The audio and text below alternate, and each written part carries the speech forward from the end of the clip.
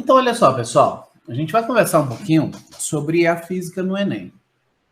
Né? Vocês sabem que no Enem, vocês acabam tendo a física dos 3 anos. Eu não sei, e da galera que está aí, se todos vocês são alunos do terceiro ano, no caso do terceiro ano, são finalistas.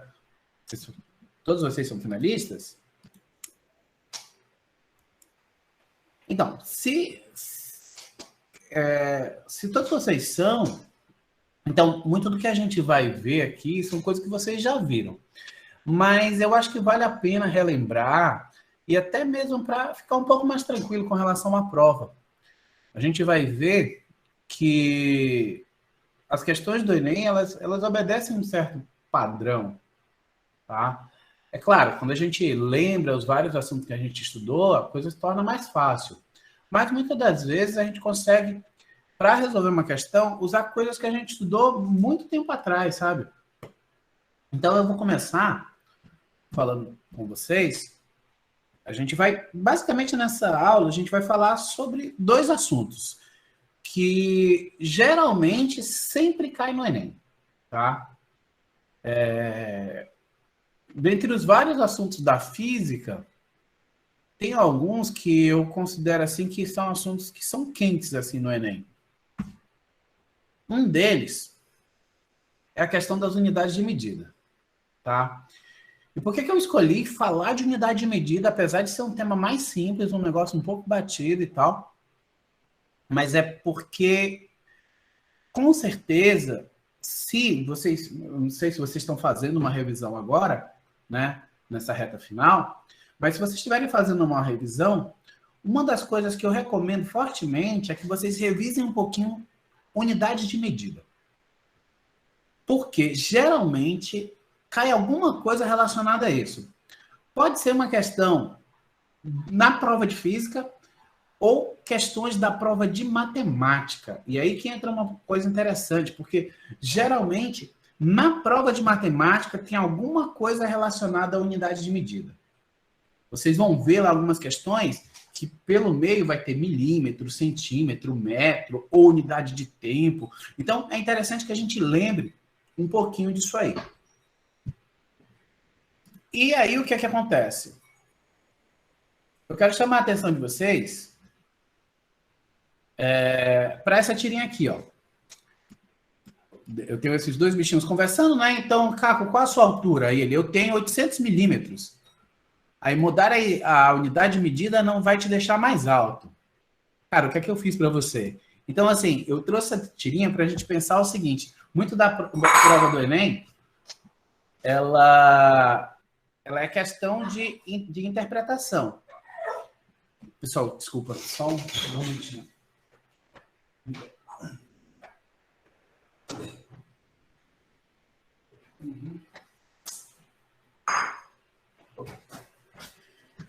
Ela é só uma questão de interpretação. Então, a gente precisa saber transformar as unidades de medida. Aqui, ó, notem que ele está falando aqui em milímetros. E eu poderia ter, dentro de um contexto, uma questão que pedisse alguma coisa em metros, em quilômetros, e aí eu preciso saber transformar as unidades de medida. Com certeza vocês já estudaram isso alguma vez na vida, né? Ou na física, ou na matemática. E aí a gente precisa do seguinte. A gente precisa... Ô, pessoal, desculpa.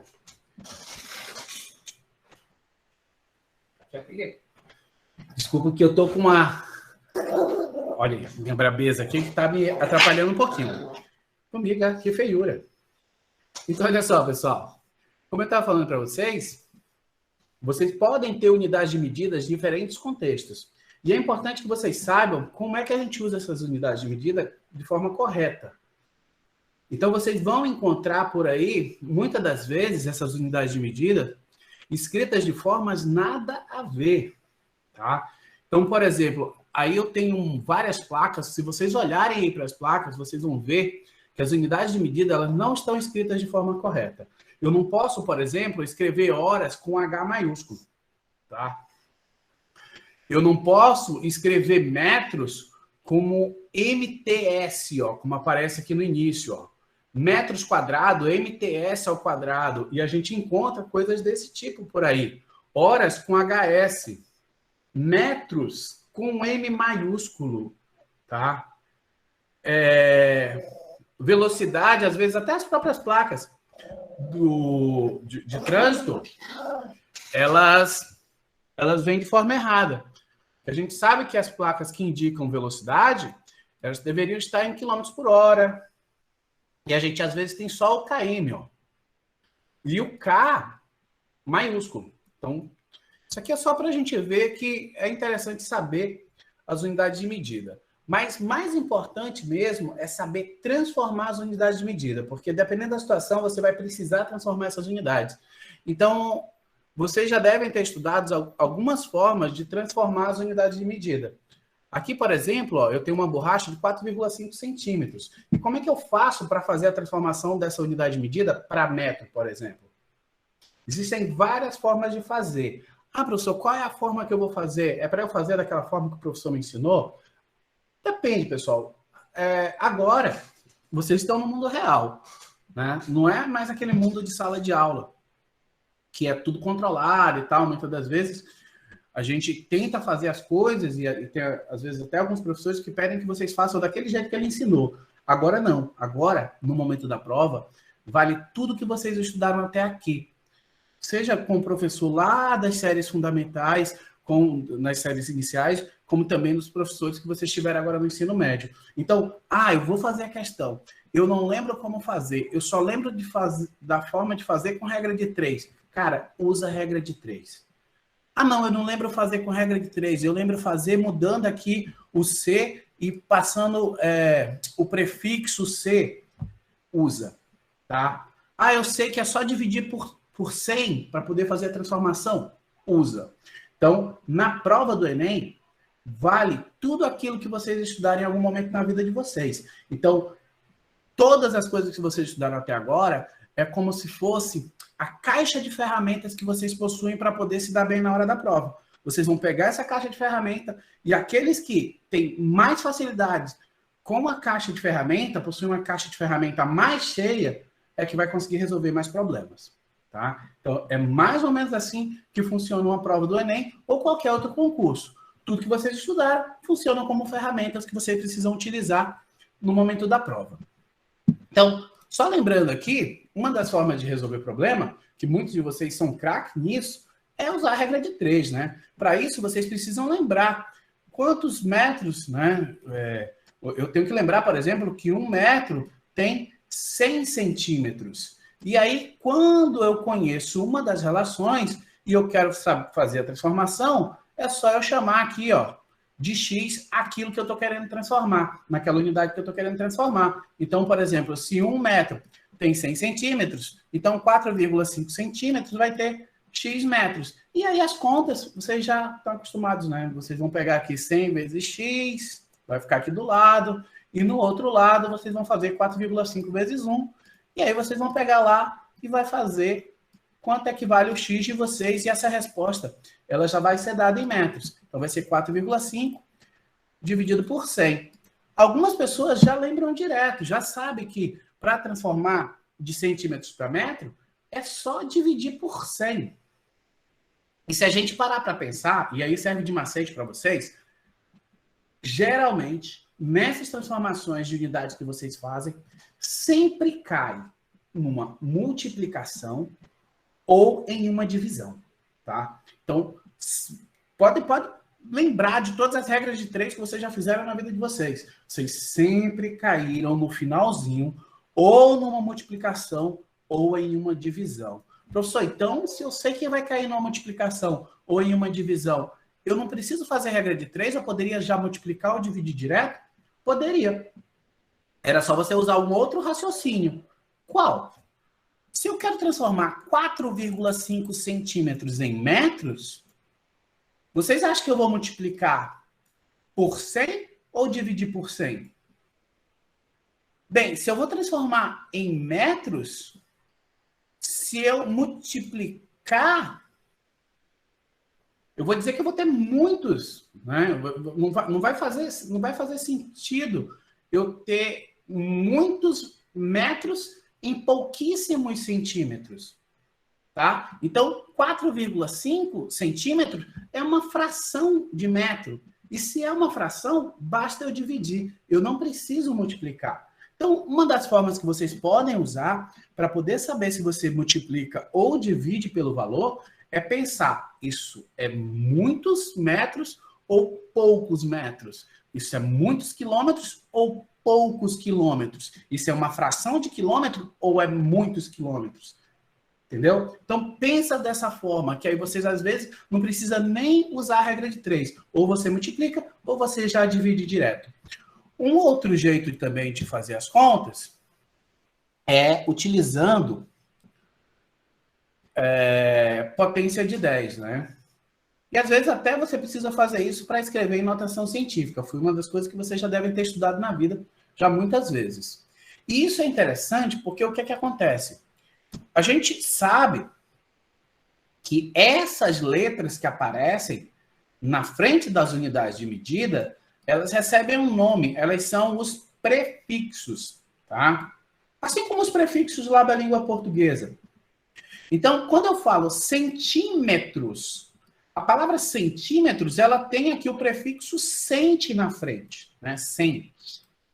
Então, é como se esse prefixo, ele tivesse um valor relacionado com o 100. E é um valor igual a 10 a menos 2 centímetros. Então, 10 a menos 2 é a mesma coisa que dividir por 100.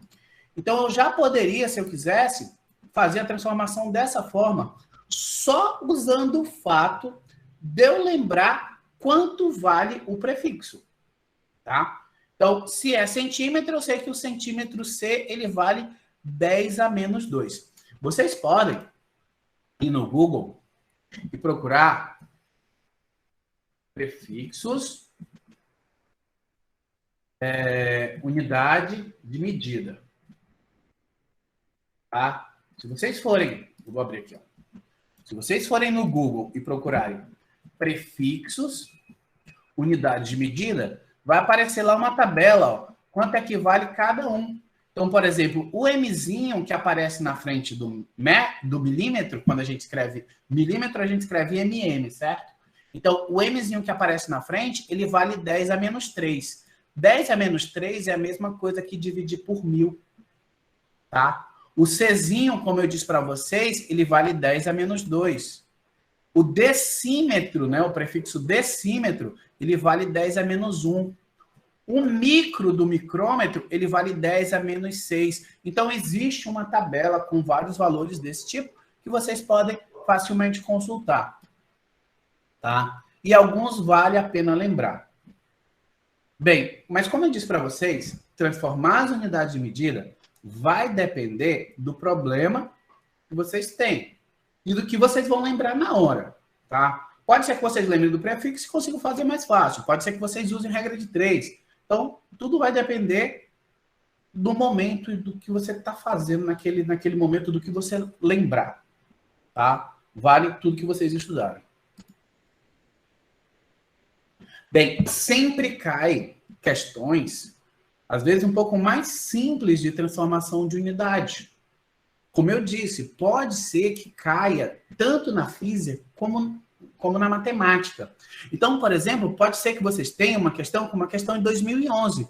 A questão de 2011, ela dava só duas medidas, ó, do lado A e do lado B. Uma das medidas estava em milímetro, a outra estava em centímetros, e ele queria saber a resposta em metros, tanto do A quanto do B. Ou seja, era uma questão que eu só precisava saber fazer transformação de unidade de medida.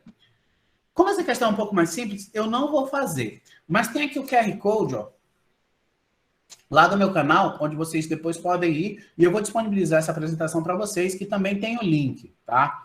Então, muito do que a gente está vendo aqui, das questões que a gente vai ver aqui, vocês podem encontrar lá no meu canal resolvidas, tá? Então, se vocês entrarem lá, vocês vão ter. E é claro, eu não sei se algum de vocês aí foi meu aluno, mas se aqueles que foram meus alunos, com certeza já resolveram essas questões aqui alguma dessas que eu estou mostrando. Tá? Então, tem algumas questões aqui que eu vou deixar, que são questões mais simples, que, como eu disse para vocês, é apenas de transformação de unidade. Vale a pena treinar isso aí, porque eu acredito que deve cair algumas coisas envolvendo transformação de unidade. Às vezes, a questão ela pode ser puramente de transformação de unidade, como essa questão que eu mostrei para vocês. Às vezes, não. Às vezes, pode ser uma questão de matemática, onde, por exemplo, eu posso querer calcular alguma coisa, mas para fazer o cálculo daquilo, eu preciso saber transformar as unidades, porque a resposta, tá, não vai estar na unidade de medida que o problema te deu. Por exemplo, nessa questão do Enem de 2006, ela trazia um corrimão que eu precisava calcular o comprimento desse corrimão. Eu tinha que calcular esse lado aqui, ó, que eu não sabia. Eu já tinha aqui 30 centímetros mais 30, né, 60 centímetros, mas faltava calcular isso aqui. E aí, para calcular isso, o que é que eu tinha que fazer? Eu tinha que lembrar a teorema de Pitágoras para poder calcular essa hipotenusa, somar com esses dois lados e aí calcular o comprimento total do corrimão. Só que quando eu fazia as contas usando a imagem, eu faço as contas tudo com centímetros, ó. E a resposta aqui, ela está em metro. Então, eu preciso lembrar de transformação de unidade para poder, às vezes, finalizar a questão. Eu até começo a fazer a questão, sei fazer, mas no final, se eu não lembrar a transformação de unidade, pode ser que eu empaque na resposta por causa apenas disso. Tá? Então, por isso que eu resolvi chamar a atenção de vocês para isso. Então, tem outras questões de 2010. Algumas questões eu estou deixando assim, outras eu vou fazer mais rápido, mas é porque essas aqui, como eu disse, tem resolvida lá no canal.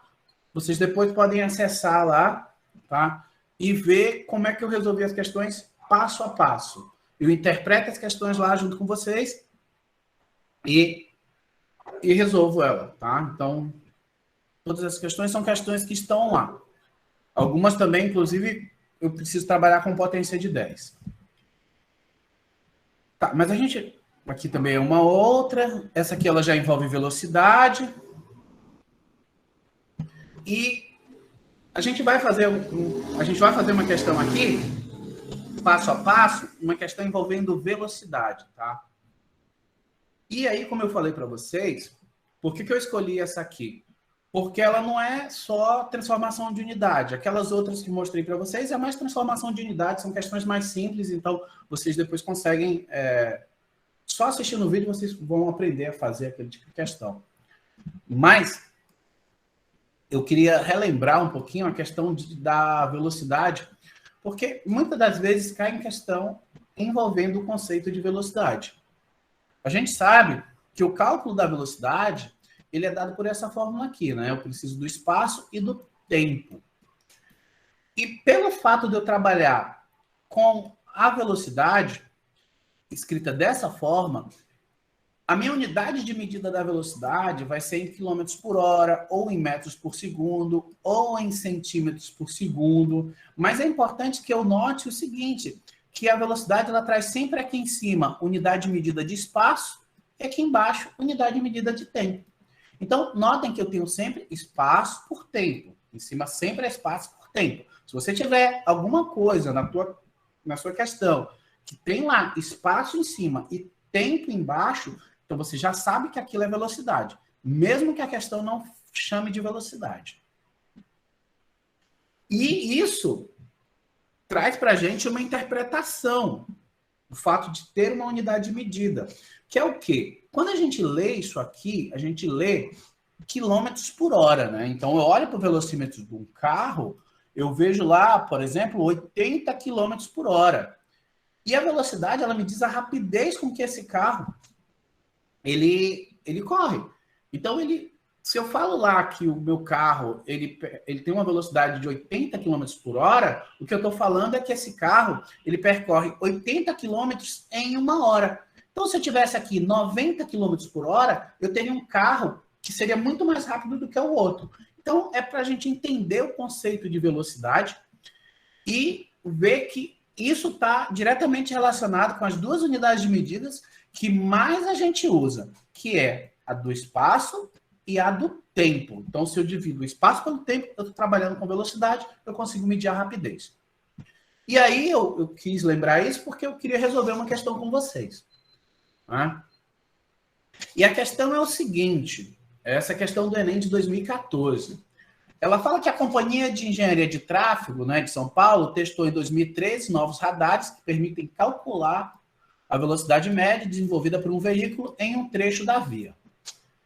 E aí ele fala aqui o seguinte, ó, as medições de velocidade deixaram de ocorrer de maneira instantânea ao se passar pelo radar e seriam feitas a partir da velocidade média no trecho, considerando o tempo gasto no percurso entre um radar e o outro. Sabe-se que a velocidade média é calculada como sendo a razão entre a distância percorrida e o tempo. A palavra razão quer dizer divisão. Eu vou dividir ali o meu espaço, né, minha distância, pelo tempo. A ideia aqui da questão é o seguinte. Ela está falando que no estado de São Paulo, no lugar de ter um pardalzinho daqueles lá para detectar a presença do carro num ponto e outro ali próximo, não, eles faziam isso com distâncias maiores e aí eles teriam a ideia mais ou menos da velocidade média que o carro ele estava percorrendo. E aí ele fala aqui, ó, na questão, que num teste, ó, o teste realizado mostrou que o tempo que permite a condição segura de deslocamento no percurso entre dois radares deveria ser, no mínimo, de 1 minuto e 24 segundos. Né? Com isso, é preciso instalar placas antes do primeiro radar, informando a velocidade média. Então, eu preciso instalar uma placa aqui para informar a velocidade média para o condutor ele percorrer aqui na via. E eu já sei o tempo que ele tem que levar para passar de um radar pelo outro. Tá? Então, ele vai ter que passar aqui, percorrer essa distância em 1 minuto e 24 segundos. Qual é a distância que ele vai percorrer? 2,5 quilômetros. Notem, eu tenho uma coisa que mede o espaço e o tempo, e eu estou interessado em instalar aqui uma placa que indique a velocidade. Então, o que eu quero fazer? Eu quero calcular a velocidade para saber qual é o valor da placa que eu vou colocar ali. Tá? Como é que eu vou fazer para calcular a velocidade? Eu vou precisar usar lá a fórmula do espaço pelo tempo, certo? Então, eu vou ter que colocar aqui o valor do espaço, colocar aqui o valor do tempo. Se a gente olhar para a questão, ela é aparentemente fácil, né? Por quê? Porque o espaço já foi dado e o tempo, ele deu esse tempo aqui, ó. Ele diz que o tempo é 1 minuto e 24 segundos. Eu coloquei essa questão de propósito, por quê? Porque a gente vai treinar aqui transformação de unidade. Notem que a resposta é em quilômetros por hora. Então, para vocês calcular uma velocidade em quilômetros por hora, vocês precisam trabalhar aqui em cima com o espaço em quilômetros e o tempo aqui embaixo em horas.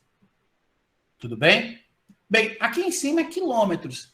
Tá tranquilo, porque aqui a distância já está em quilômetro. Ó. Eu vou colocar aqui o 2,1 quilômetro. Já posso colocar aqui, inclusive, para fazer as contas. Só que o problema é que o tempo, que era para 100 horas, ele é 1 minuto e 24 segundos. Então, eu preciso transformar isso aqui em hora.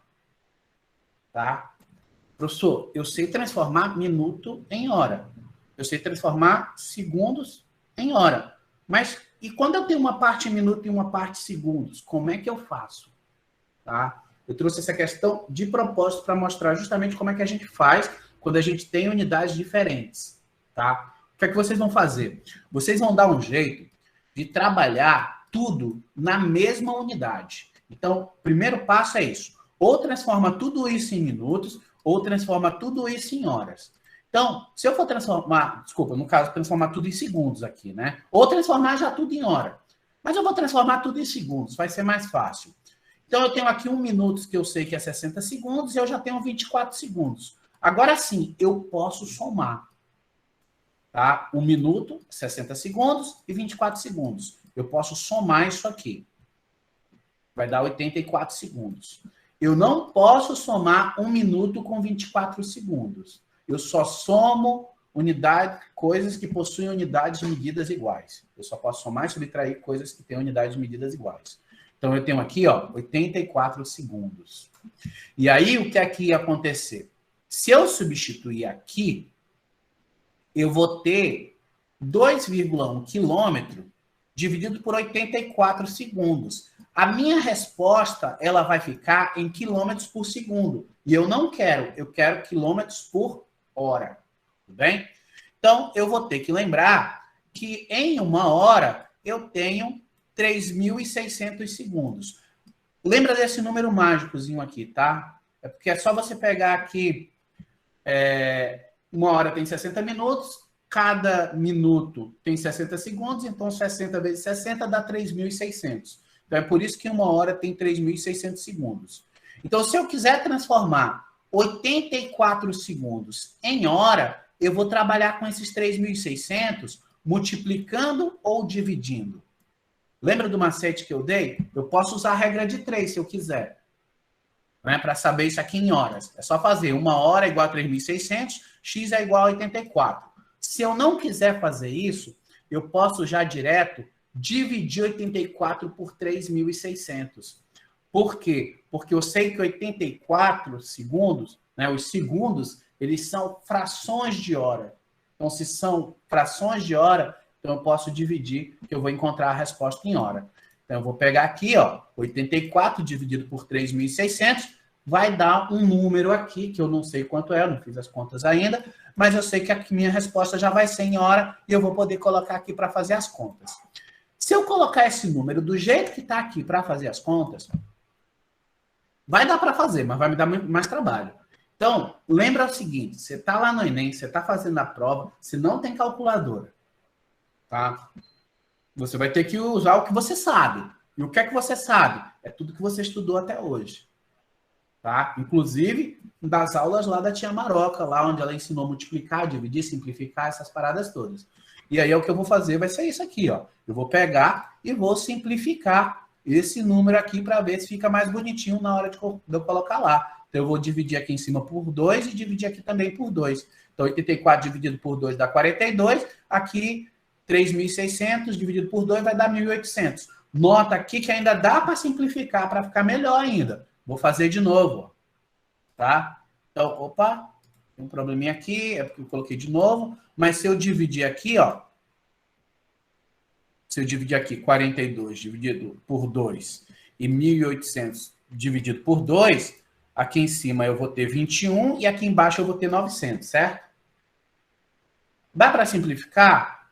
Bem, eu não sei se dá para simplificar, mas independente disso, eu sei que eu vou colocar aqui em cima, ó, 2,1. E aqui está aparecendo 21. Pode ser que esse 21 com 2,1 ajude a fazer as contas, porque são números, né? São múltiplos, então isso aí ajuda, tá? Então isso aí também é um macete legal. Tá simplificando? Às vezes não precisa você simplificar até o final. Simplifica até você ver alguma coisa que pode te ajudar. Vou pegar isso e vou colocar ali. Então, eu tenho 2,1 quilômetro e aqui embaixo eu tenho 21 por 900 avos, né, em horas. Minha resposta dessa conta vai ser em quilômetros por hora. Só que eu vou ter que fazer essa conta aqui, ó. Pessoal, eu estou fazendo dessa forma, não é que eu estou fazendo para complicar. Não, lembra, vocês não têm calculadora na prova. O que é que salva? O que salva é o quanto vocês sabem fazer continhas de matemática básica, tá? Quando eu ia fazer prova de concurso, uma das coisas que eu mais estudava era matemática básica. Simplificar, fazer conta com números decimais, essas coisinhas todas. Por quê? Porque isso fazia toda a diferença na hora da prova. Então, se tem alguma coisa que vocês precisam revisar, né? Vocês, nessa altura do campeonato, vocês resolverem se vocês resolverem revisar, eu recomendo, se vocês não se sentem seguros com matemática básica, revisar conta com vírgula, né, divisão de número decimais, essas coisinhas aí que pode ajudar vocês bastante. Bem, vou fazer essa conta aqui, né? E aí eu tenho aqui fração de fração. Como é que faz? Repete a de cima e multiplica pelo inverso da de baixo. Ficou desse jeito aqui, ó. Lembra, tô sem calculadora. Vou ter que calcular 2,1 vezes 900 e dividir por 21. Caramba, será que tem um jeito de eu fazer mais fácil, já que eu não tenho calculadora? Tudo que eu aprendi de matemática eu posso usar, desde que eu não vá ferir a matemática, tá? Então, olha o que eu vou fazer. Eu posso dizer que 900 é a mesma coisa que 90 vezes 10? Posso, né? Não tem problema nenhum. 900 é 90 vezes 10. Eu não estou ferindo a matemática. Eu estou só reescrevendo o número. E por que eu estou reescrevendo desse jeito? Porque eu estou sacando que se eu reescrever do outro jeito, pode ser que eu reescrevendo a conta fique mais fácil. E foi isso que eu fiz. Eu peguei os 900 ali, ó. Escrevi 910 vezes 90, que é a mesma coisa. Por quê? Porque como a ordem dos fatores não altera o produto, eu poderia muito bem pegar esse 10, multiplicar pelo 2,1, que vai dar 21, o 90 continua lá bonitinho, e aí 21 divide por 21, a resposta é 90 km por hora. Sacaram? O que eu fiz? Eu peguei a matemática básica e usei a meu favor. Tá? Professor, mas como que o senhor viu que isso ia acontecer, que ia dar para cancelar isso aqui? Cara, eu tô olhando que já tá aparecendo um 21. Eu tenho algumas coisas com 10 aqui que dá para reescrever isso. Então, eu fui aqui na fé, ó. E quando eu vi alguma coisa aqui que poderia facilitar minhas contas, né, desde que eu não fira a matemática, eu posso fazer. Então, a minha sacada foi fazer essa. Ó.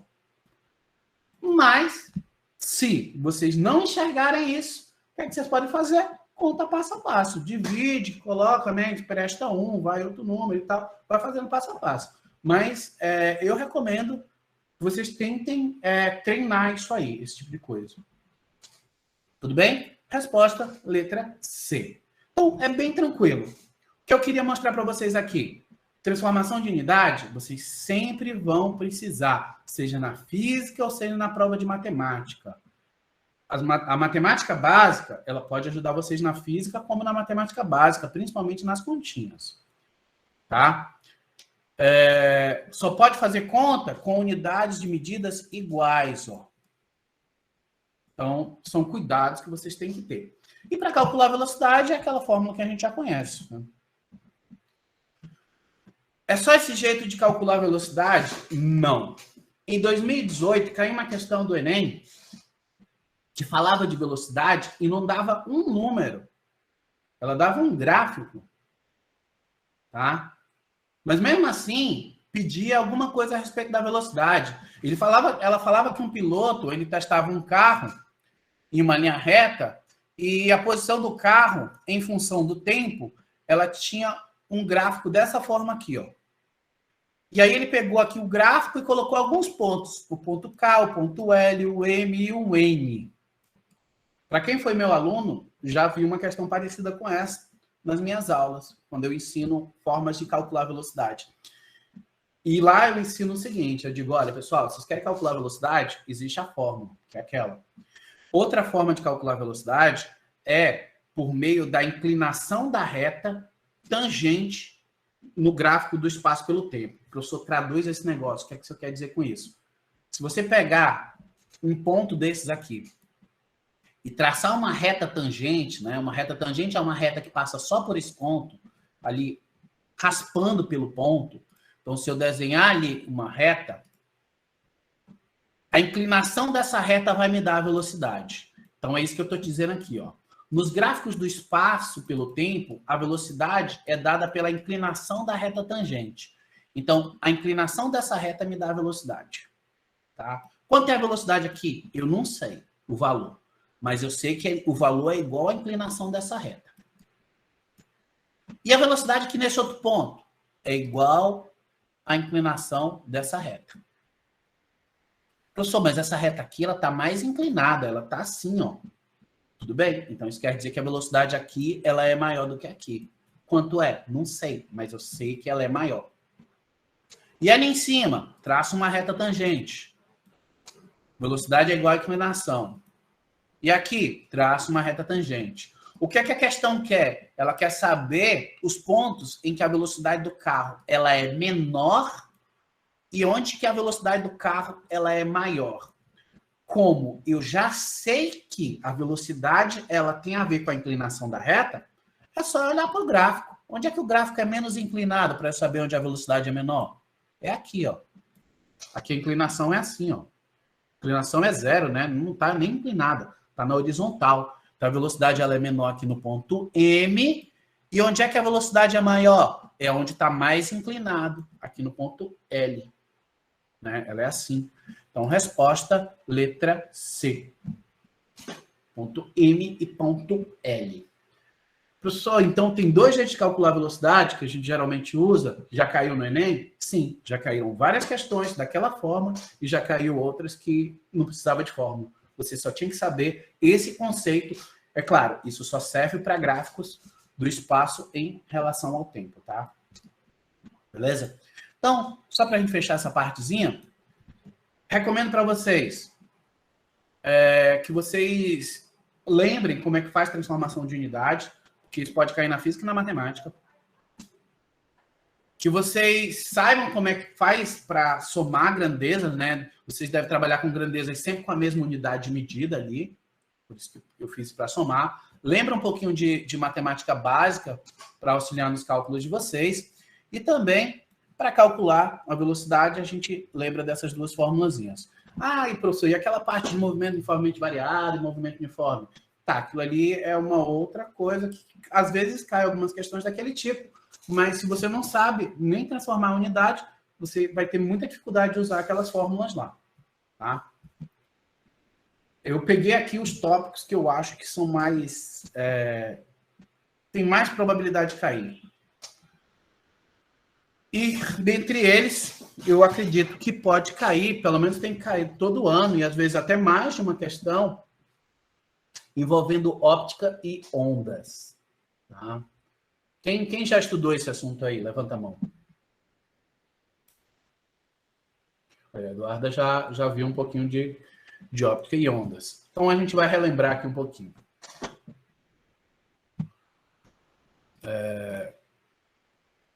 Bem, eu vou começar uma outra tirinha aqui, que é o seguinte. Eu chamei essa tirinha, ela está disponível no site do CBPF, eu chamei essa tirinha de o fóton no divã, tá? Então, eu tenho aqui um fóton. O que é o fóton? Tá? O fóton é uma partícula de luz, já eu explico melhor o que é isso.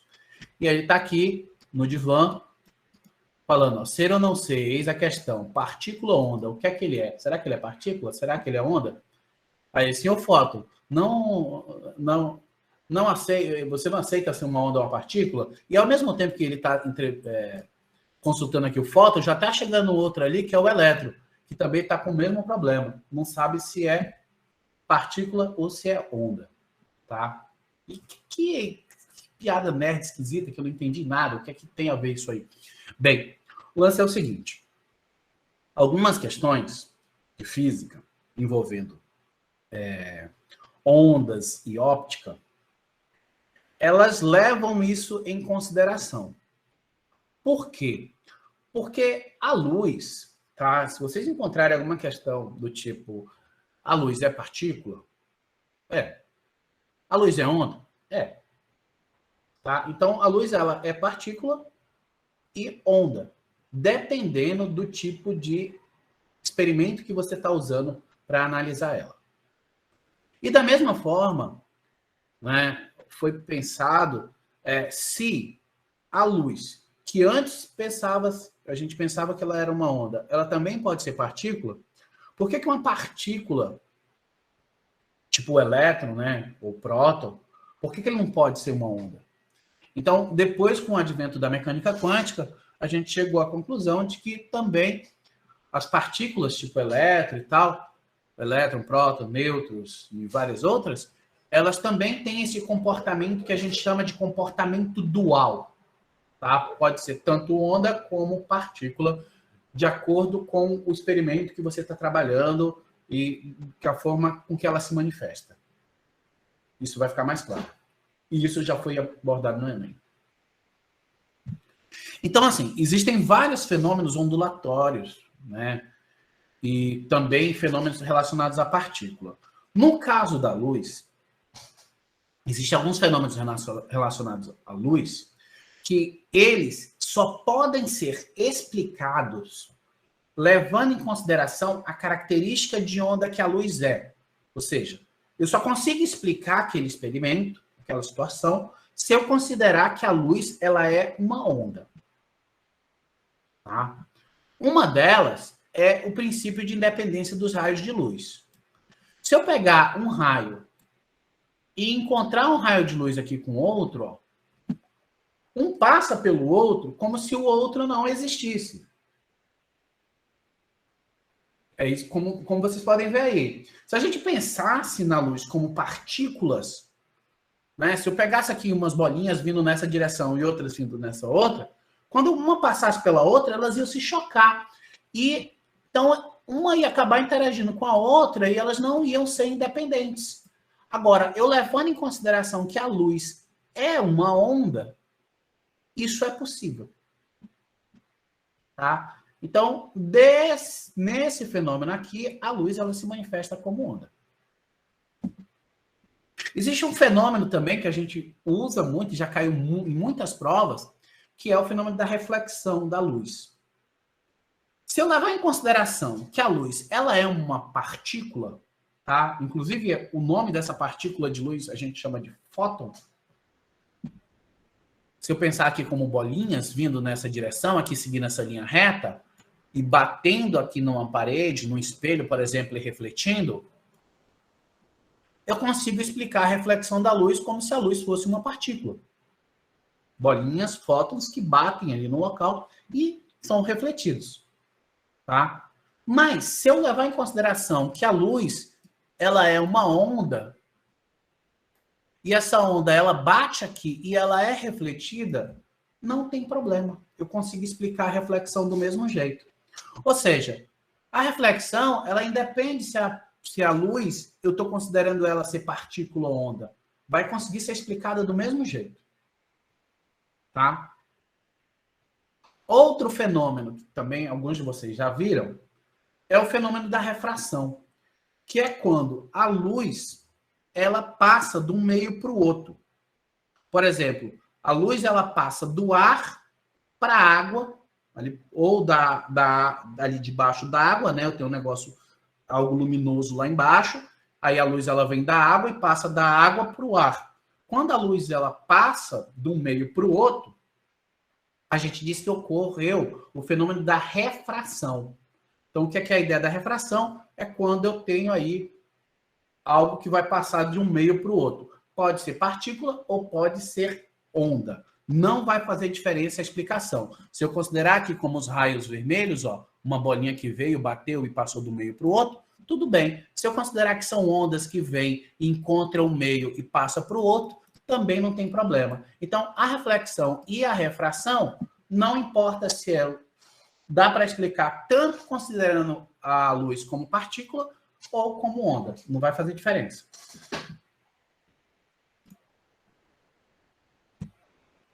Agora, tem um outro fenômeno também que só dá para explicar se eu considerar a luz como onda, que é aqui está a refração, desculpa, aqui é difração, tá? Então, vou corrigir aqui o slide. Que é a difração. E o que é a tal da difração? É quando eu tenho aqui uma onda e ela encontra um obstáculo e ela dá um jeito de passar por ele. Ela contorna os obstáculos. Nota que aqui desse lado poderia ser o ar, aqui uma parede. Ela passou aqui pelo ar, ó, porque tinha um buraquinho na parede. e aqui continua sendo ar. Não vão confundir com refração, tá? Vou até corrigir aqui no slide, para ninguém confundir. Tá? Então, aqui, ó, isso aqui é difração. Beleza? Então, é difração. Quando a minha onda, ela contorna o obstáculo. É diferente da refração. A refração, ela passa do meio para o outro. Ó. Não tinha buraquinho aqui, não, para ela poder contornar e passar.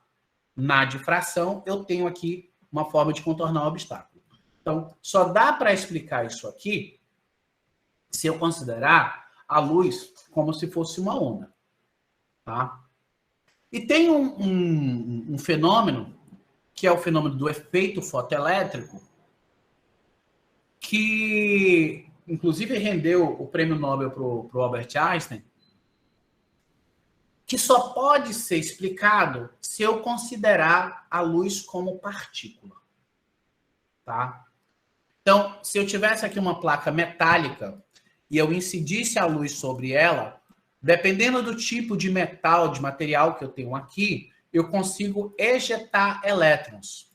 Se eu considerar que aqui eu incidi ondas e fizer os cálculos dos elétrons ejetados, não vai bater, a não ser que eu leve em consideração que aqui o que incidiu foram partículas de ondas, que a gente vai chamar, né, partículas que a gente vai chamar de fóton, e a energia do fóton, quando a gente considera a energia que cada fóton tem, a gente consegue calcular a energia necessária para arrancar esses elétrons. Então, esse fenômeno, que é o efeito fotoelétrico, né, que ocorre com a luz, ele só pode ser explicado se eu levar em consideração a característica corpuscular da luz, ou seja, a característica de partícula da luz, levando em consideração, ou seja, levar em consideração que a luz ela é uma partícula.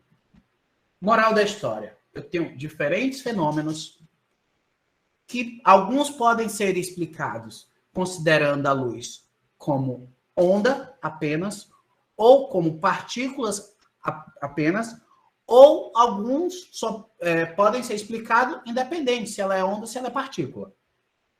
Tudo bem? Então, essa é a ideia da natureza dual da luz. Então, por que a gente considera que a luz ela pode ser uma coisa ou ela pode ser outra? Porque isso tudo depende do experimento. Tá? E isso tem sido tema no Enem.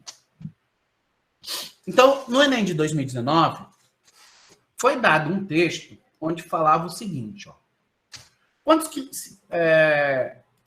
Quando se considera a extrema velocidade com que a luz se espalha por todos os lados e que quando vem de diferentes lugares, mesmo totalmente opostos, os raios luminosos se atravessam uns aos outros sem se atrapalharem.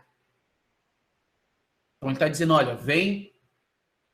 Levando em consideração que a luz ela tem uma velocidade alta e quando ela vem de diferentes locais, elas não atrapalham umas às outras, né?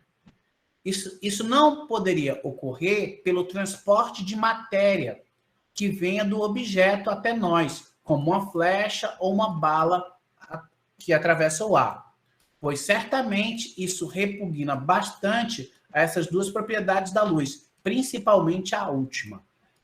O texto aparentemente parece confuso, mas se vocês levarem em consideração, ó, o texto contesta que concepção acerca do comportamento da luz. O que é que ele está dizendo? Olha, esse comportamento da luz, ele não faz sentido, né? Não faz sentido a luz, ela vir de diferentes locais e, de repente, uma passar pela outra como se a outra não existisse. Tá? É isso que ele está contestando aí. Então, está contestando justamente o quê?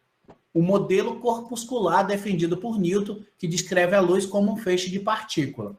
Lembra que eu falei ainda agora? Eu disse, ó, quando a gente tem os raios de luz vindo de diferentes locais, é como se os outros não existissem. Então, não dá para falar disso aqui como se fosse partícula, mas sim como ondas. Então, para resolver a questão, a pessoa tinha que entender a natureza desses fenômenos para poder sacar que o texto estava justamente questionando o fato da luz ela passar pela outra como se a outra não existisse, né? Causa no máximo interferência ali, mas no fim uma atravessa a outra. Então, se for partícula, isso não poderia acontecer. Então, era uma questão que eu particularmente não considero muito simples. A pessoa conseguiria resolver e entender o texto se ela tivesse essa introdução que eu dei para vocês, de que, dependendo da situação, a luz ela pode se comportar de diferentes formas. Tá? Então, isso foi uma questão de 2019.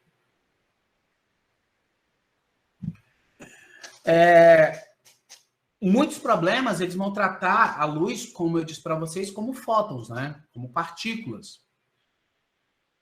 E outros vão tratar como ondas. Então, a gente tem que analisar todas as situações.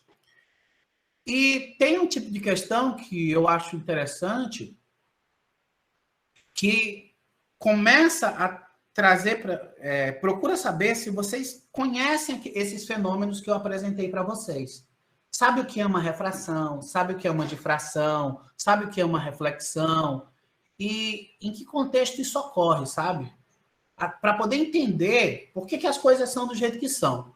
Por exemplo, nessa questão, eu tenho aqui assim, ó. Algumas crianças, ao brincarem de esconde-esconde, tampam os olhos com as mãos, acreditando que, ao adotarem tal procedimento, não poderão ser vistas. Tipo, ó, eu vou me esconder. Aí eu vou e coloco a mão aqui no olho. Então, é como se eu estivesse me escondendo, tá? Então, não vou ser visto, por quê? Porque eu coloquei a mão nos olhos. Um momentinho.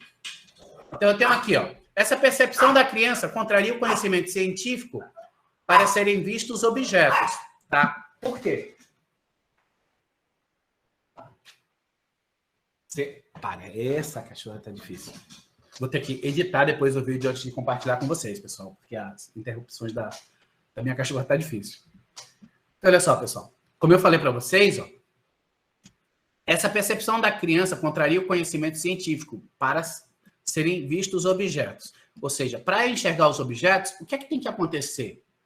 Os objetos, ele refletem as partículas de luz, fótons, que atingem os olhos, geram partículas de luz convertidas pela fonte externa, são atingidos por partícula de luz emitida pelos olhos. Então, está perguntando justamente como é que a gente faz para enxergar os objetos, tá? Então, se a gente parar para pensar, eu já vi várias vezes questões desse tipo.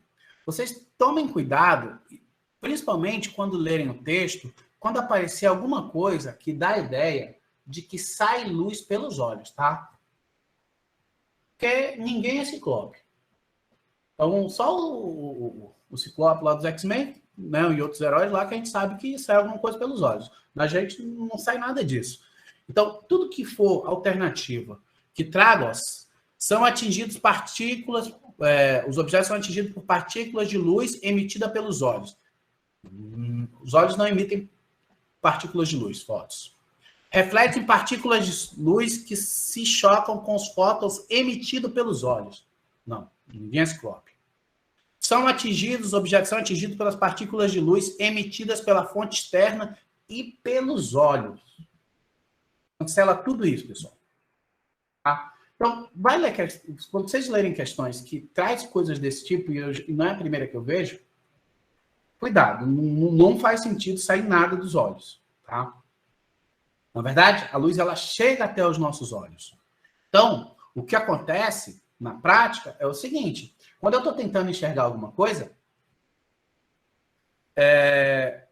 depende daquilo que eu estou enxergando, tá? Do objeto que eu tenho na minha frente. Se for um objeto tipo uma lâmpada que possui luz própria, então o que vai acontecer é que a luz ela pode vir do objeto até mim. Por quê? Porque o objeto ele possui luz própria. Agora, um livro, como ele não possui luz própria, eu só consigo enxergar o livro, por quê? Porque um outro objeto vai emitir uma luz que vai bater nesse objeto que não possui luz própria, e essa luz ela vai ser refletida até os meus olhos, entendeu? Então, a minha resposta é essa aqui, ó. Essa percepção da criança contraria o conhecimento científico Para serem vistos objetos, refletem partículas de luz que atingem os olhos. Tá? Então, aqui a gente está vendo um fenômeno que ocorre com a luz, que é por conta dele que a gente consegue enxergar objetos que não possuem luz própria. Tá? Então, no caso, é por conta da reflexão que a gente consegue enxergar o livro, que a gente consegue enxergar tudo que não tem luz própria.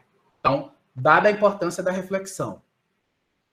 Esse tipo de questão pode cair, já caiu outras vezes, com uma outra roupagem, um outro texto. Tá? Enem Digital do ano passado, vocês lembram que o ano passado a gente teve a prova digital, né? No último Enem a gente teve a prova digital e a gente teve a prova normal. E caiu uma questão que era o seguinte, ó. Para se deslocar e obter alimentos, alguns mamíferos, como morcegos, golfinhos, contam com sofisticada capacidade biológica de detectar posições de objetos e animais para emissão e recepção de ondas ultrassônicas. O fenômeno ondulatório que permite o uso dessa capacidade biológica é qual? Vamos lembrar aqui, ó. O morcego, ele consegue enxergar os objetos no escuro, né? Ele consegue pegar os objetos no escuro, porque ele usa aí esse sistema de sonar. Ele emite um som, esse som, né? Essa ultrassom. Nota aí, ele emitiu aí uma onda, essa onda ela vai ser refletida pelo objeto, né? No caso, pela presa dele. Então, é assim que o morcego faz. E, da mesma forma, os golfinhos, eles também fazem. Tá? Notem que fenômeno ondulatório que eu tenho aí. Eu tenho uma onda que ela bate e ela volta. Isso é reflexão. Tá? Notem que tem os outros que a gente já conversou. Ó. Difração. Eu não tenho aqui a onda contornando obstáculos. Eu não tenho refração, a onda passando de um meio para o outro. Dispersão seria um espalhamento. E aqui tem um negócio chamado polarização que a gente vai ver depois, tá? Vamos ver se vai dar tempo ainda. Outra questão de 2010. Também queria que o candidato conhecesse os fenômenos ondulatórios.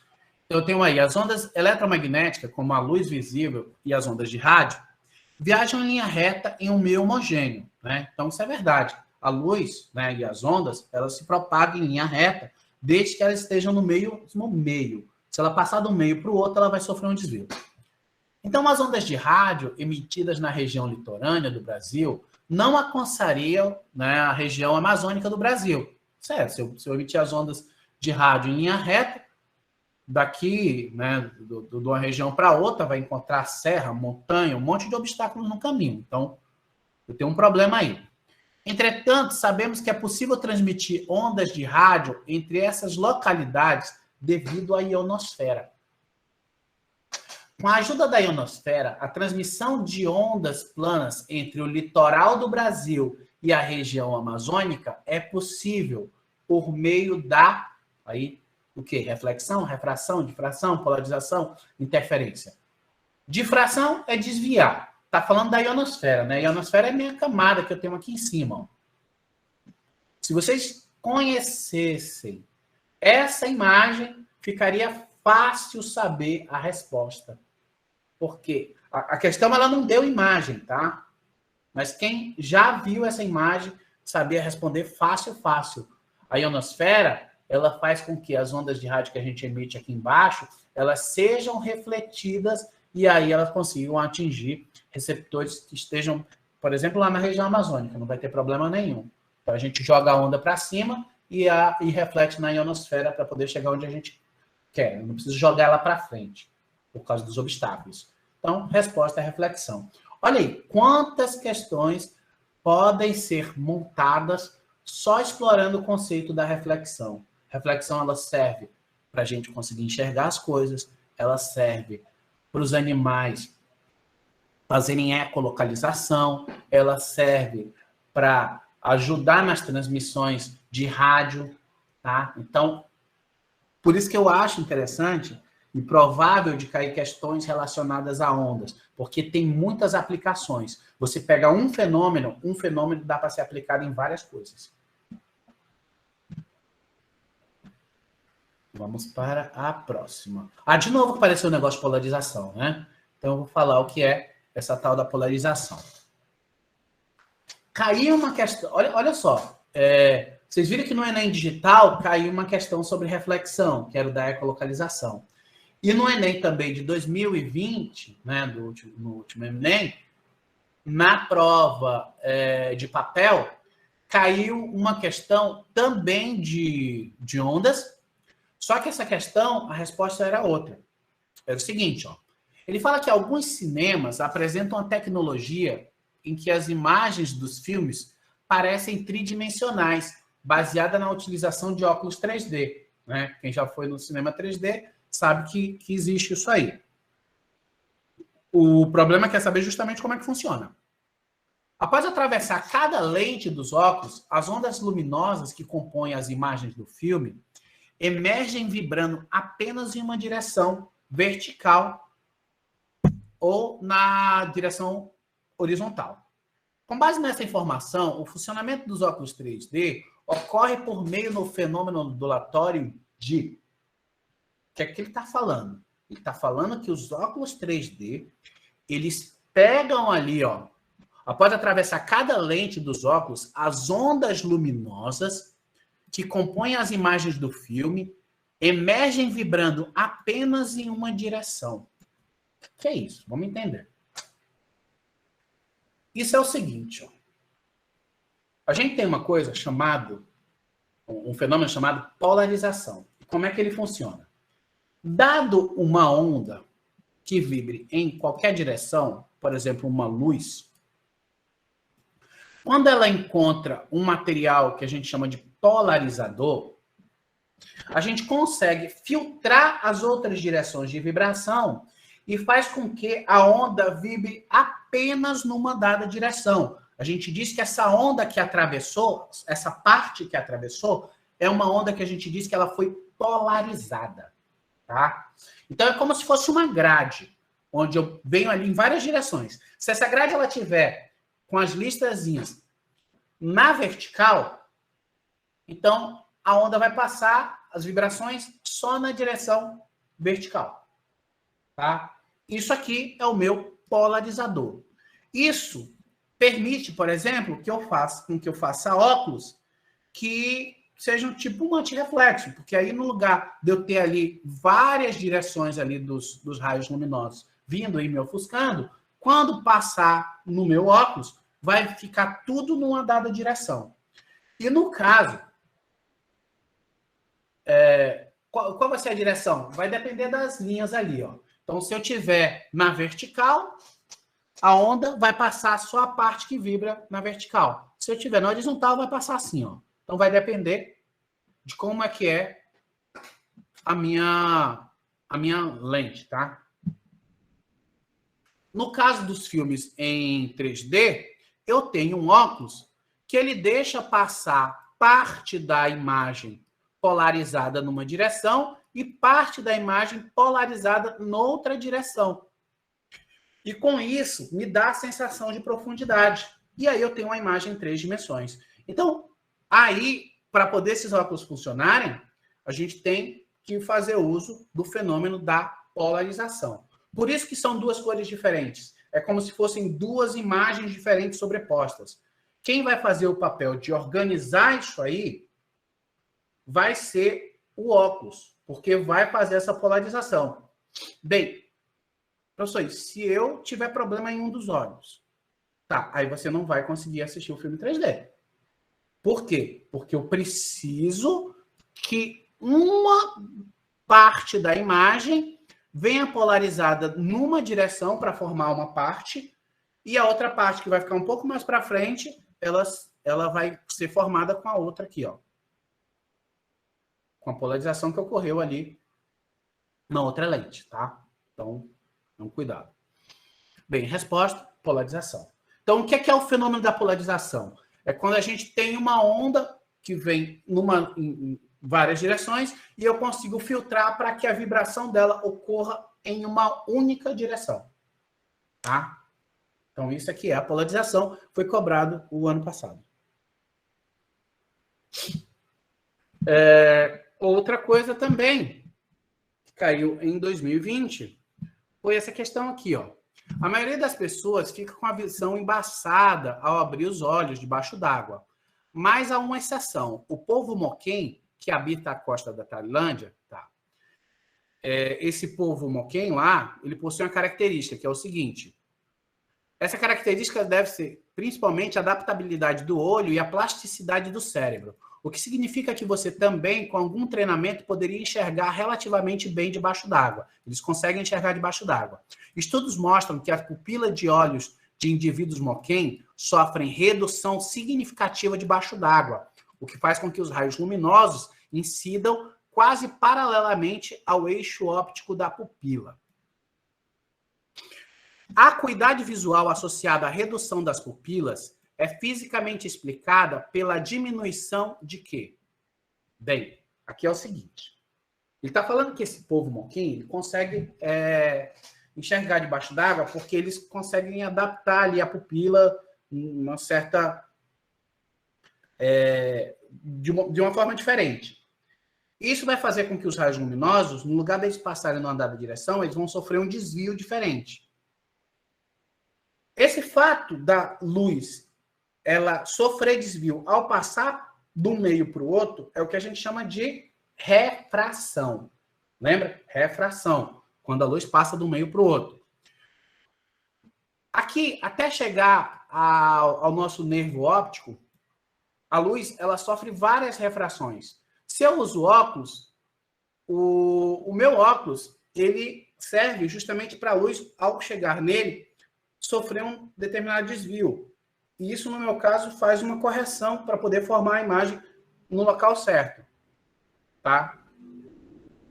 Então, passou aqui do ar, né, para o vidro, sofre uma refração. Passou aqui nessa região aqui, ó, da córnea, sofre outra. Passou nessa outra região, sofre outra. Então, dependendo de como eu adaptar isso aqui, eu tenho aí diferentes desvios que poderiam, inclusive, me fazer enxergar debaixo d'água. E aí eu quero saber o quê? A acuidade visual aqui é explicada pela diminuição, né, daqui da pupila, mas ele quer saber o quê? Da intensidade luminosa incidente na retina, da difração dos feixes luminosos que atravessam a pupila, da intensidade dos feixes luminosos em direção por polarização. Nota, eu não tenho aqui mudança na direção, então não tem nada a ver com polarização. Eu não tenho aqui desvio da luz, então não tem nada a ver com difração, tá? Eu não tenho nada a ver com a intensidade da luz, porque eu não estou mudando a quantidade de luz dentro d'água. Então, quando eu falo de intensidade, é como se eu pegasse aqui a minha lâmpada e desse um jeito para mudar ali, para colocar a luz mais intensa, né? Então, eu estou mexendo ali na energia que eu estou emitindo. Então, não tem nada a ver com isso. O desvio dos feixes luminosos refratados no interior do olho, ó. Aqui sim. Por quê? Porque no olho eu vou ter vários desvios, que é o meu fenômeno aqui da refração. Das reflexões dos feixes luminosos, não. Se a luz batesse aqui e refletisse, eu não ia ter a luz passando até chegar aqui no nervo óptico para ele mandar informação para o meu cérebro para poder eu ter imagem. Então, não vai fazer sentido. Tudo bem? Então, a resposta é a letra D. Notem que aqui eu tenho uma questão relacionada à refração. O fenômeno da refração, né, ocorre quando a luz ela passa, ou uma onda qualquer, passa de um meio para o outro. Toda vez que uma onda, né, a luz, ela passa de um meio para o outro, a velocidade ela muda. Se essa onda ela incidir de forma perpendicular, a velocidade vai mudar, mas não vai ocorrer desvio. Agora, se ela não vier perpendicular, aí ocorre um desvio. Além da velocidade mudar, também ocorre o desvio. Então, isso aqui é o que acontece na refração. Refração, quando passa do meio para o outro. Tá? Então, isso que é a refração. É a minha onda passando do meio para o outro. É diferente de difração. Difração é a onda dando jeito de contornar o obstáculo. Reflexão é a onda batendo e, como o nome já diz, refletindo, voltando. Tá? Polarização, a onda passa e muda a direção de vibração. Aí, ó, mais questão, 2020 bombou aí, teve muita coisa de ondas. Só conceito. Tá? Pessoal que estudou bem onda, se deu bem. Alguns modelos mais modernos de fone de ouvido têm um recurso denominado cancelador de ruído ativo, constituído de um circuito eletrônico que gera um sinal sonoro semelhante ao sinal externo ruído, exceto pela fase oposta. Qual fenômeno físico é responsável pela diminuição do ruído nesses fones de ouvido? Cara, onda é muito da hora, porque os fenômenos ondulatórios, eles são a base da tecnologia que a gente tem hoje. Ó, essa questão ela está querendo saber como é que funciona o cancelador de ruído de um fone de ouvido. Não sei se vocês sabem, mas como é que funciona esse negócio? Vocês já ouviram falar, né, que alguns devem ter, alguns colegas de vocês já devem ter fone de ouvido que cancela ruído. Como é que funciona esse negócio? Vamos ver. Bem, para fazer isso, a gente tem que entender um fenômeno chamado interferência. Esse é um fenômeno que ele ocorre com ondas, tá? Ele não é uma característica de partícula, ele é uma característica de ondas. Então, dependendo da onda que eu tenho, vamos supor, eu tenho uma onda com essa característica aqui, ó. E eu tenho outra onda dessa forma. Quando a onda encontra outra, uma reforça a outra. Então, esse sinal aqui ele fica mais forte. Seria, por exemplo, um coral. O que é que acontece? Quando as pessoas estão cantando num coral, tá todo mundo ali em sincronia, né?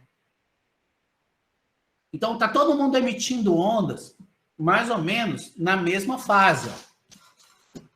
Isso faz com que eu some as ondas e eu tenha ali um reforço. E a informação ela fica melhor.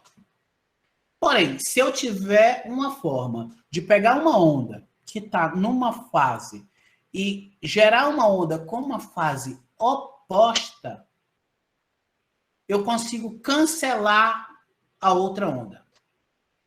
Tá? Então, isso aqui é o que a gente chama de interferência. É eu combinar ondas para gerar novas ondas mais fortes ou para cancelar ondas. Professor, mas o que é que isso tem a ver com fone de ouvido? Tudo.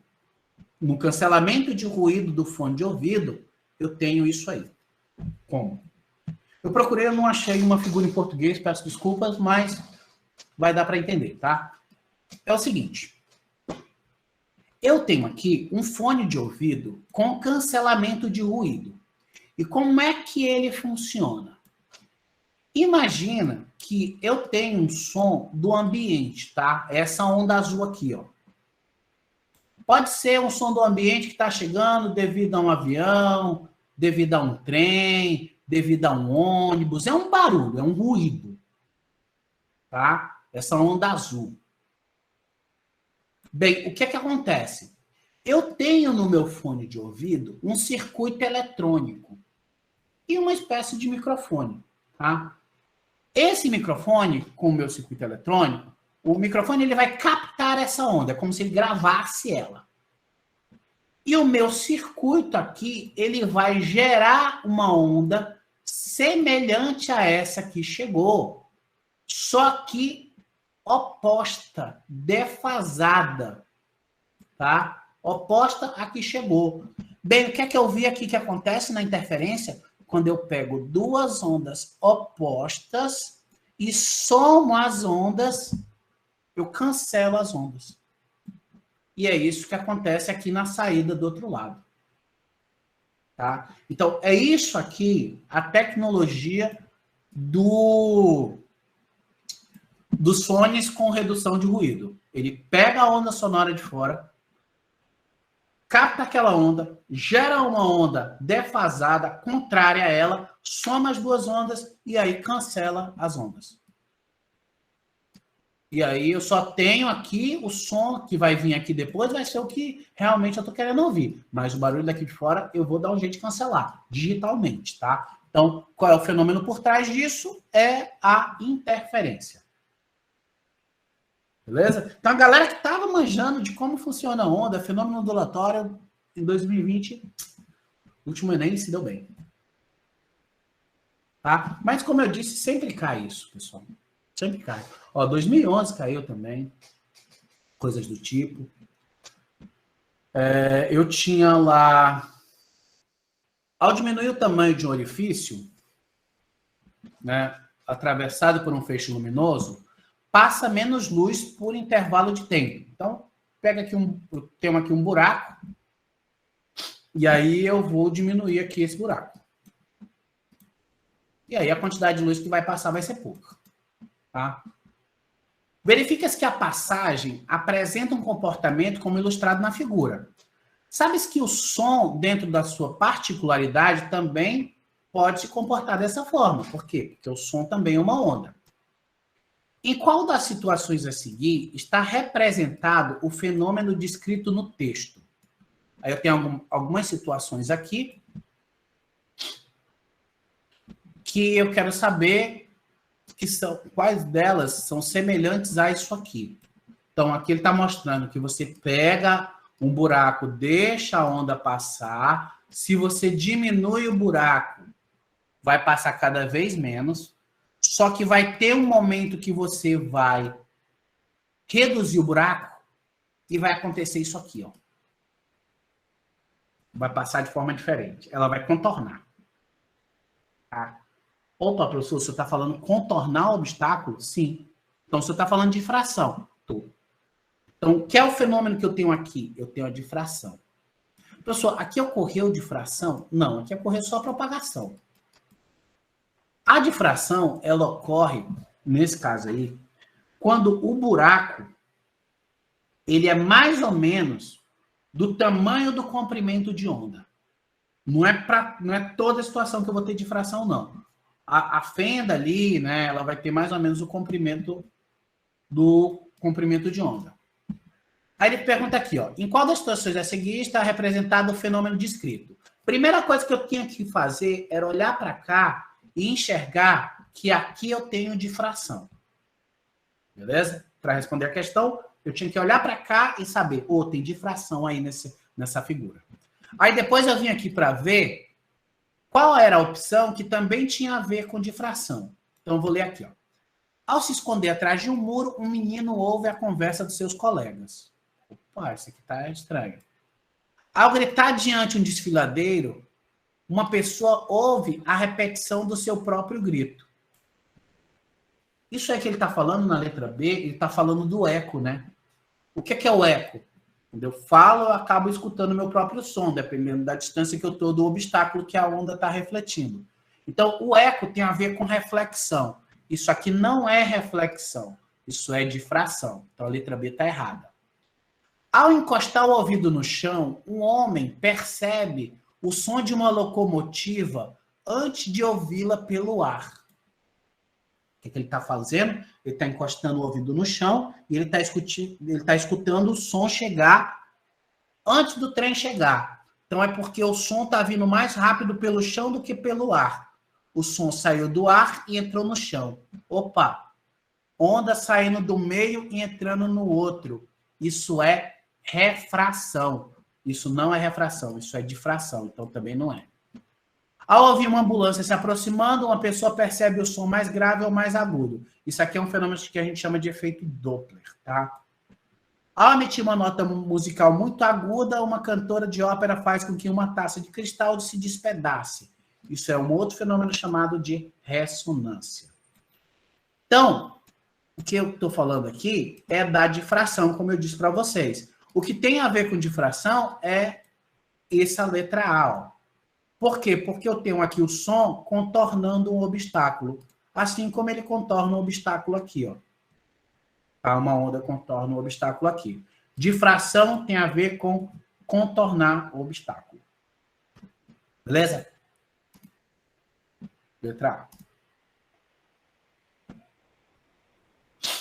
A. Ao assistir aí vocês viram, uma questão que tem a ver com difração, só que já não deu mais só a fenda, falou da questão de contornar o muro. Então, é o mesmo assunto, só que num contexto diferente. Então, a pessoa tem que, além de conhecer os fenômenos, ela tem que ser capaz de pensar naquilo que está acontecendo para poder aplicar o conceito naquela nova situação. É igual essa questão aqui, ó. Ao assistir a uma apresentação musical, um músico que estava na plateia percebeu que conseguia ouvir quase perfeitamente o som da banda, perdendo um pouco de nitidez nas notas mais agudas. Ele verificou que havia muitas pessoas bem mais altas à sua frente, bloqueando a visão direta do palco e o acesso aos alto-falantes. Ou seja, o cara estava lá, mas tinha umas pessoas mais altas que ele, mas mesmo assim ele estava ouvindo o som. Sabe que a velocidade do som é 340 metros por segundo e que a região da frequência das notas emitidas era essa frequência aqui. Ele quer saber qual o fenômeno ondulatório é o principal responsável por isso acontecer. Pensa só, ele está ouvindo som mesmo com pessoas mais altas que ele. Essas pessoas poderiam ser como se fossem muros.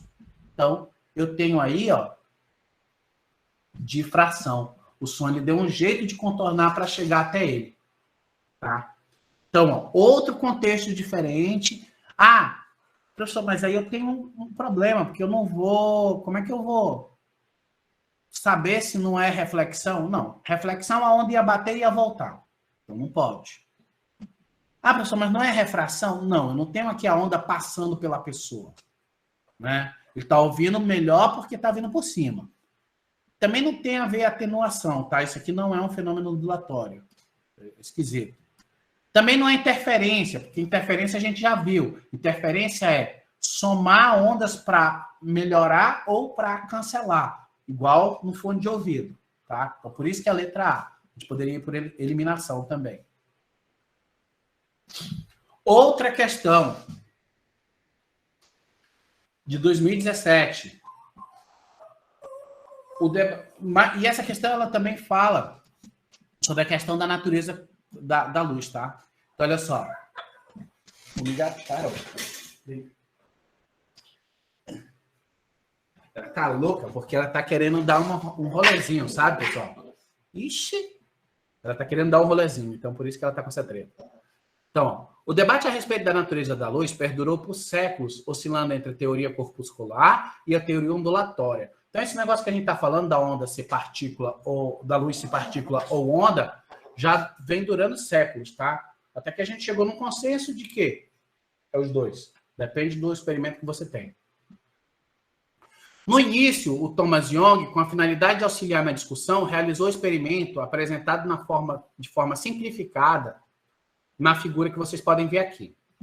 Nela, um feixe de luz que vem aqui, ó, monocromático, passa por dois anteparos, passa por esse aqui e depois passa por esses dois, muito pequenos. No primeiro anteparo há uma fenda e no segundo duas fendas. Após passar pelo segundo, um conjunto de fendas, a luz forma um padrão com franjas claras e escuras, tá? Então, a luz passa por esse buraquinho, depois ela passa por esses dois. Quando chega aqui na parede, no anteparo aqui, vai ter locais claros e locais escuros. Com esse experimento, Young forneceu fortes argumentos para uma interpretação a respeito da natureza da luz, baseando-se em uma teoria corpuscular, ondulatória, ondulatória, ondulatória, corpuscular. Então, tem uma parte aqui que esse experimento, será que ele comprova, né? A luz aí, nesse caso, ela se manifesta na forma de onda ou na forma de partícula? Então, a pessoa tinha que sacar nesse problema isso aí. Notem, esse experimento, da forma com que está mostrado aqui na questão do Enem, fica difícil. Mas esse experimento, se você colocar na internet experimento de Young, dupla fenda, vai aparecer várias imagens, né? Uma delas é essa. E é isso que acontece para poder formar aqui os claros e escuros. Eu tenho aqui a onda passando pelo primeiro buraco, depois ela dá um jeito de passar pelo outro e depois ela passa parte aqui pelo outro. Então, se a questão do Enem, no lugar dessa imagem, desse essa aqui, ela já matava parte da pergunta, porque você já ia olhar aqui e já ia ver que era ondulatório. Tá? Então, tem a ver com o fenômeno ondulatório. O que é esse fenômeno aqui? Difração, né? A gente já viu que contorno obstáculo é difração. Como ele está falando aqui, vai aparecer locais claros e locais escuros, tá? Tem uma outra imagem desse experimento, é mais ou menos assim que fica, ó. Luz vem, passa pelos locais, uns ficam claros e outros ficam escuros. Por que isso acontece? Eu vou tentar arriscar aqui, eu não sei se eu vou conseguir, vou mostrar para vocês. O que acontece aqui, pessoal, é o seguinte, ó. Eu tenho uma onda que é essa aqui, ó. Como vocês podem ver. Só que vai ter alguns momentos que ela vai encontrar com essa outra, ó. Essa outra aqui, ó. Igual aqui, ó. Então, aqui eu tenho um ponto. Eu vou tentar ampliar aqui um pouco. Então, aqui eu tenho um ponto de encontro, ó. Que eu fiz um pontinho. Aqui eu tenho outro, ó. Então, eu vou desenhar aqui alguns pontos de encontro. Ó, ponto de encontro entre as ondas.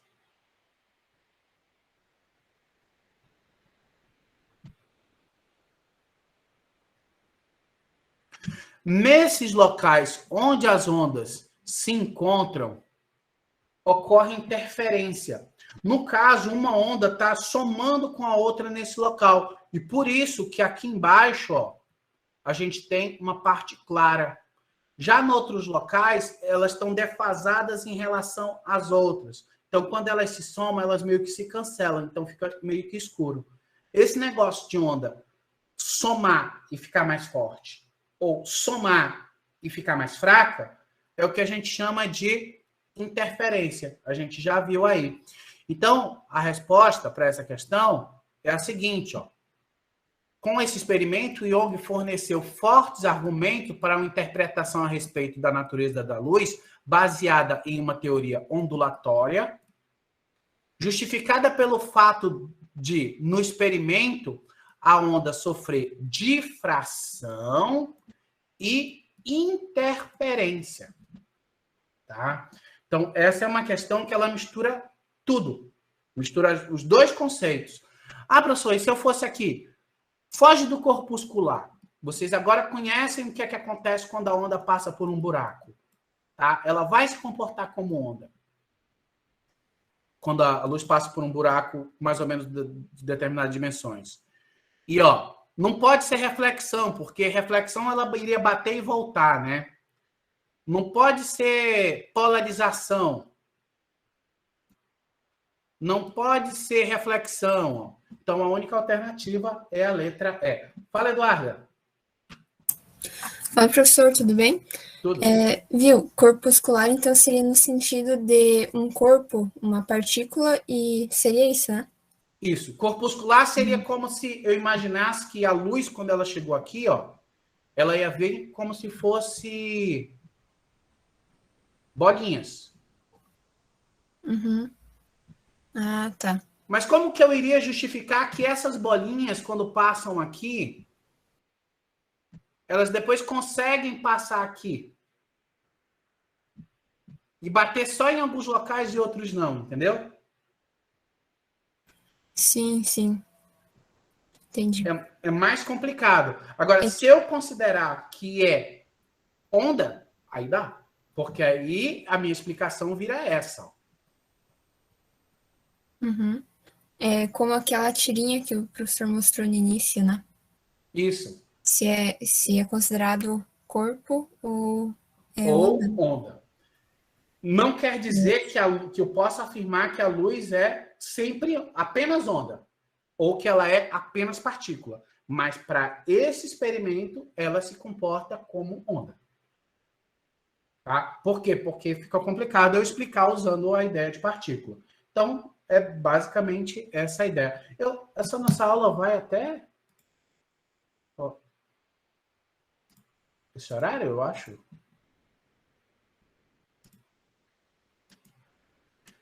Ah, tá. Ah, então... Bem, pessoal, basicamente, como eu falei para vocês, eu acho assim, vocês viram que ondas sempre têm caído, tá? Às vezes cai conta, mas maioria das vezes é a pessoa entender os fenômenos. Eu acho que como era uma aula um pouco curtinha e tudo mais, eu queria trazer para vocês, basicamente, relembrar alguns conceitos dos fenômenos ondulatórios.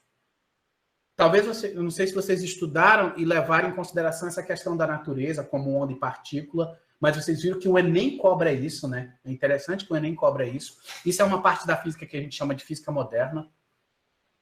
E então é importante que vocês saibam os fenômenos, saibam onde eles aplicam.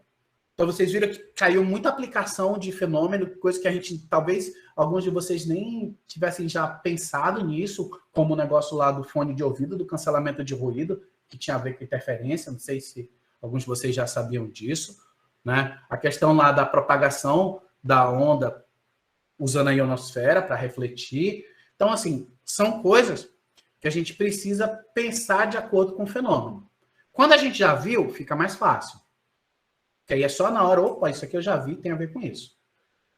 E outra coisa que eu queria lembrar foi aquilo que eu falei lá no início, né? É interessante que vocês estudem, relembrem transformações de unidade de medida, porque isso aí pode cair na física e na matemática. Relembre um pouquinho de matemática básica, para poder não ter muito problema na hora de fazer as contas, já que vocês não vão poder usar calculadora, entendeu? E é isso. Eu agradeço a participação de vocês. Espero, de alguma forma, ter contribuído, né, nesse desafio que vocês vão enfrentar. E desejo para vocês toda sorte e felicidade aí na prova. Obrigadão, pessoal. Com certeza, o professor ajudou muito. Ótima aula, bem explicadinha, passo a passo. Muito obrigada. Tá Valeu. legal então, pessoal. Muito obrigado. Tchau. Tchau.